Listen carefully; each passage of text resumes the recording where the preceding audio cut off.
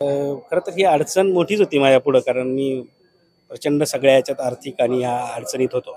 जेव्हा सुरुवात करायची म्हणजे ते पैलवानी बांधा ते पैलवान होण्यापासून बऱ्याच ॲक्शन सिक्वेन्स जे आहेत ते घोड्यावरती आहेत. तर घोडा चालवणे आणि हे सगळ्या सगळ्या गोष्टी आहेत. म्हणजे पूर्ण त्याला झोकून देऊन जो कोणी करेल त्याला झोकून देऊन पुढचे 2 वर्ष याचं काम करावं लागेल. नमस्कार मंडळी, मी नेहा प्रभू तुम्हा सगळ्यांचं मनापासून स्वागत करते मीडिया टॉक मराठीवर. आज आपल्यासोबत भाऊराव कराडे आहेत. टीडीएम नंतर आज भेटतोय. कसे आहात सर? मस्त.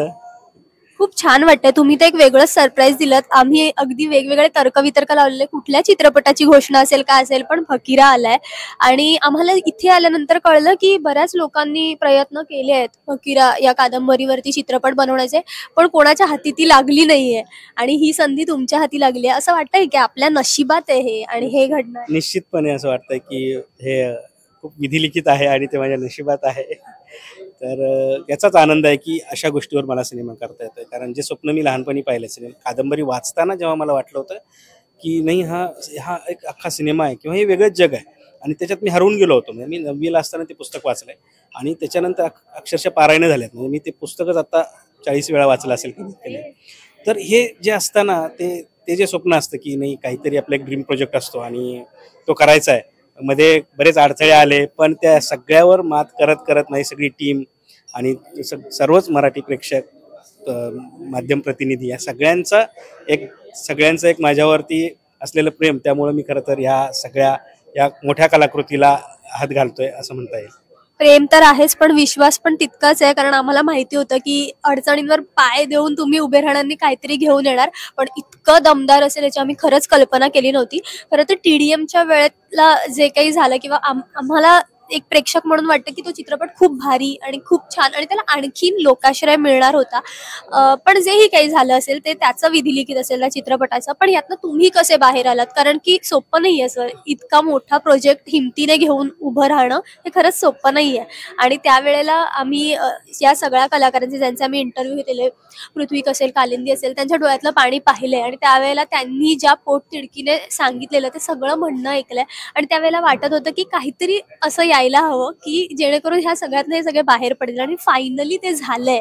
तर काय कसे बाहेर पडला त्यातनं आणि कुठे ती किक लागली की आपण करूया? खरं तर ही अडचण मोठीच होती माझ्यापुढं, कारण मी प्रचंड सगळ्या याच्यात आर्थिक आणि ह्या अडचणीत होतो. पण 5-6 महिन्यापूर्वी मी असा मुंबईला आलो आणि डोक्यात विचार होता, 3-4 गोष्टी होत्या की त्याच्यावर करूयात का, हे करूयात का. बऱ्याच लोकांना भेटत होतो, पण ते काही झालं नाही. आणि 5-6 महिन्यापूर्वी मी मंदार जोशी आहेत त्यांना फोन केला, मला सर भेटायचं आहे. आणि आम्ही भेटलो अंधेरीत. आम्ही भेटल्यानंतर मी त्यांना सांगितलं की अशा एक 3-4 गोष्टी आहेत, तर काय करूयात. तर ते म्हणले याच्यात नाही, अजून काय वेगळं आहे. तर मी म्हणलं माझ्याकडे फकीराचे सर्व अधिकार आहेत आणि त्यावर विचार करतो. ते म्हणले बस, हे तुझ्याकडं सोनं आहे आणि तू याच्यावर काम कर. आणि मग ते म्हणाले की आपण करूयात. आणि मग आमचं ठरलं की पटकथा संवाद आम्ही दोघं मिळून लिहितोय आणि तेव्हापासून काम सुरू आहे. आणि मंदार सरांचा मी आभारी आहे की वेळोवेळी मला ज्या अडचणी येतात त्या नेहमीच त्यात ते उभे राहतात.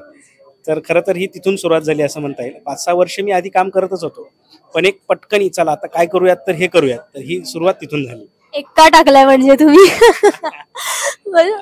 सर, गेल्या वेळेला टीडीएमच्या वेळेला तुम्ही पृथ्वीला चॅलेंज वगैरे दिलं की शरीर यष्टी तशी बनवायची आणि तसे ऍब्स वगैरे करायचे आणि तो बिचारा फार मेहनत घेऊन तसा उभा राहिला. हे पोस्टर पाहिलं, हे अंगपिंडाने जरा चांगले दिसत. कोण आहे त्याचा अंदाज आम्ही लावणार नंतर किंवा आम्ही शोधतो किंवा बरेच प्रेक्षक असतील जे लावत असतील अंदाज. तर तुम्ही हिंट देऊ शकता का की म्हणजे थोडीशी हिंट हलकीशी?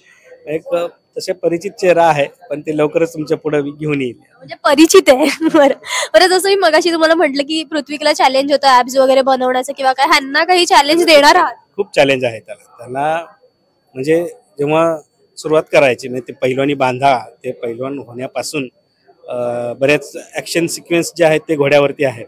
तर घोडा चालवणे आणि हे सगळ्या गोष्टी आहेत. म्हणजे पूर्ण त्याला झोकून देऊन जो कोणी करेल त्याला झोकून देऊन पुढचे 2 वर्ष याचं काम करावं लागेल.